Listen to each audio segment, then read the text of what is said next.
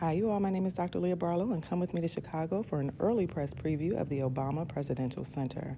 So, a couple of weeks ago, I got the invitation to come out and view this 19-acre campus early ahead of his Juneteenth opening, and I have to say I was absolutely blown away. Hearing about the global programming that is happening, hearing from the architects.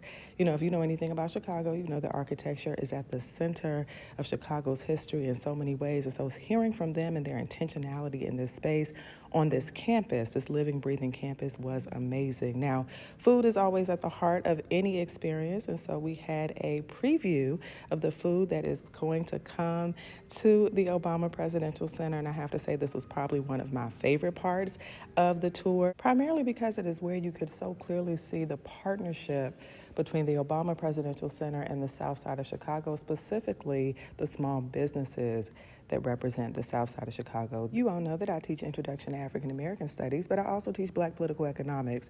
And so often the students that take that course are always interested in the ways that business and community and politics come together in Black spaces, what that looks like, the possibility. And I feel like we got to see that, and we're going to continue to see that here. This particular kitchen is ran by Chef Cliff Rome. You will see him in a moment. He took us out to the garden, which is a community garden, a public space, talked a little bit about how that garden will operate in the kitchen, of course seasonally, but also how it will be beneficial for everyone who will be able to take part. Now, once we came back in, we got a sample of the chili and cornbread, and I have to say this is something that you probably want to try when you come. The chili was great. Okay, it was bomb. It was amazing.